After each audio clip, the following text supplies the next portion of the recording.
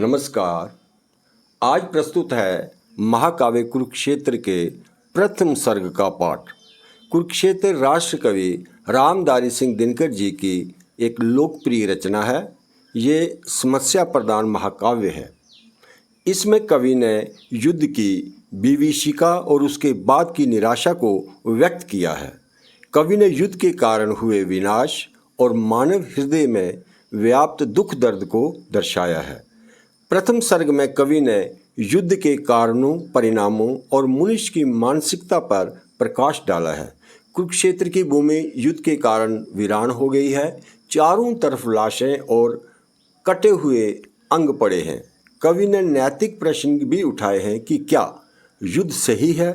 क्या युद्ध के अलावा कोई और रास्ता नहीं है जिससे समस्याओं का समाधान किया जा सके? तो प्रस्तुत है कुरुक्षेत्र के प्रथम सर्ग का पाठ।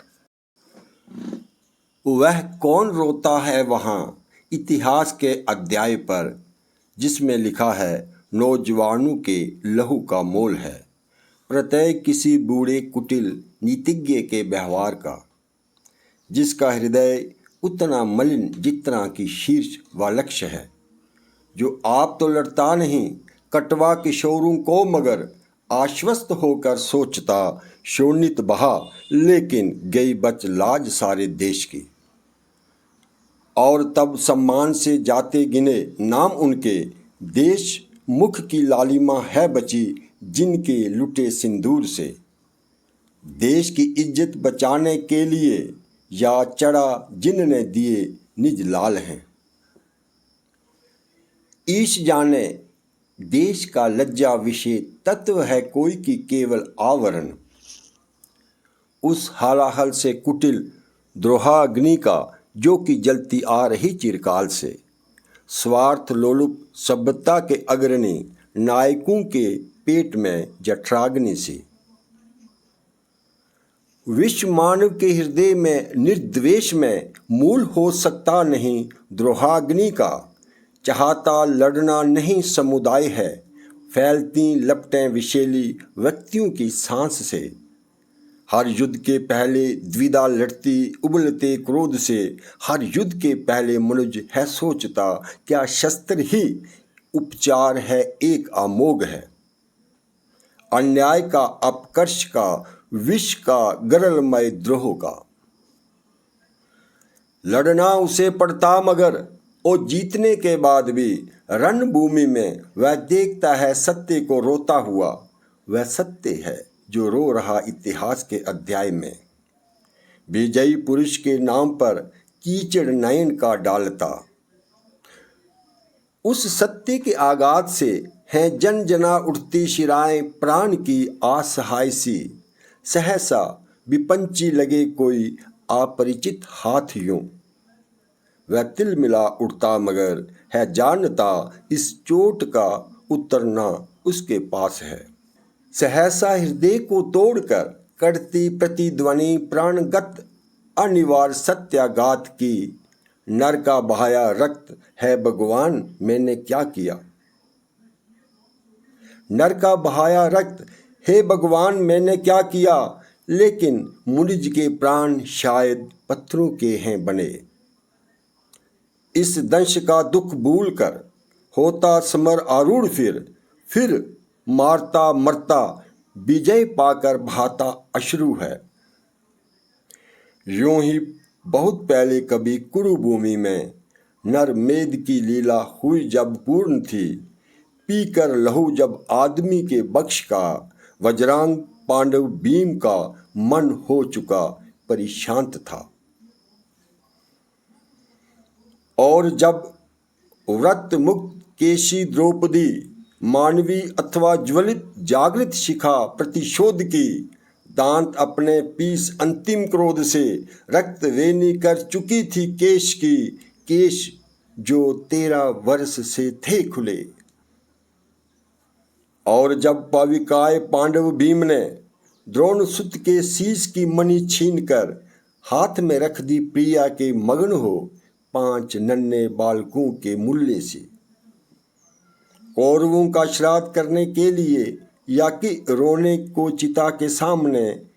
शेष जब था रह गया कोई नहीं, एक वृद्धा एक अंधे के सिवा। और जब तीव्र हर्ष निनाद उठकर पांडवों के शिविर से घूमता फिरता गहन कुरुक्षेत्र की मातृभूमि में, घूमता फिरता गहन कुरुक्षेत्र की मृत भूमि में लड़खड़ाता सा हवा पर एक स्वर निस्सार सा लौट आता था भटक कर पांडवों के पास ही, जीवितों के कान पर मरता हुआ और उन पर व्यंग सा करता हुआ। देख लो बाहर महा सुनसान है, सालता जिनका हृदय में, लोग वे सब जा चुके। हर्ष के स्वर में छिपा जो व्यंग है, कौन सुन समझे उसे। सब लोग तो अर्धमृत से हो रहे आनंद से, जय सुरा की सनसनी से चेतना निस्पंद है। किंतु इस उल्लास जड़ समुदाय में एक ऐसा भी पुरुष है जो विकल, बोलता कुछ भी नहीं पर रो रहा, मगन चिंता लीन अपने आप में। सत्य ही तो जा चुके सब लोग हैं, दूर ईर्ष्या द्वेष हाहाकार से। मर गए जो वे नहीं सुनते इसे, हर्ष के स्वर जीवितों का व्यंग है।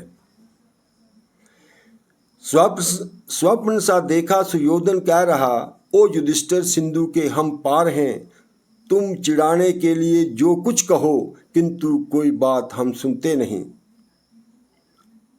हम वहां पर हैं महाभारत जहां दिखता है स्वप्न अंतः शून्य सा, जो घटित सा तो कभी लगता मगर अर्थ जिसका अब न कोई याद है।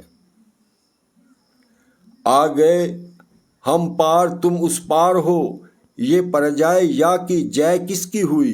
व्यंग पश्चाताप अंतर्धाह का अब विजय उपहार भोगो चैन से। हर्ष का स्वर घूमता हुआ निस्सार सा लड़खड़ाता मर रहा कुरुक्षेत्र में।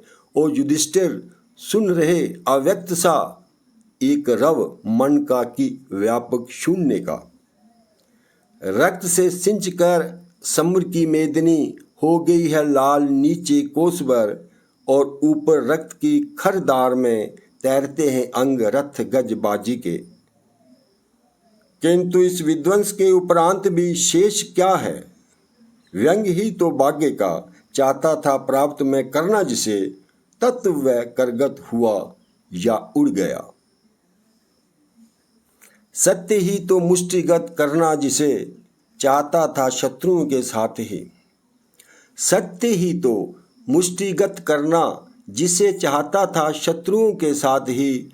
उड़ गए वे तत्व मेरे हाथ में, व्यंग पश्चाताप केवल छोड़कर। ये महाभारत वृथा निष्फल हुआ। उफ ज्वलित कितना गरलमय व्यंग है। 5 ही असहिष्णु नर के द्वेष से हो गया संहार पूरे देश का। द्रौपदी हो दिव्य वस्त्र अलंकृता, और हम भोगों अम्हे राज्य का। पुत्र पतिहीना इसी से तो हुई, कोटि माताएं करोड़ों नारियां। रक्त से छाने हुए इस राज्य को वज्र हो कैसे सकूंगा भोग में। आदमी के खून में ये है सना, और इसमें है लहू अभिमन्यु का। वज्र सा कुछ टूट कर स्मृति से गिरा, दब गए कौनते दुर्व्यवहार में। दब गई वह बुद्धि जो अब तक रही, खोजती कुछ तत्व रण के वश में। भर गया ऐसा हृदय दुख दर्द से, फैन या बुदबुद नहीं उसमें उठा। खींच कर उच्छ्वास बोले सिर्फ वे, पार्थ में जाता पिता महापास हूँ। और हर्ष निनाद अंता शून्य सा लड़खड़ाता मर रहा था वायु में। और हर्ष निनाद अंत शून्य सा लड़खड़ाता मर रहा था वायु में।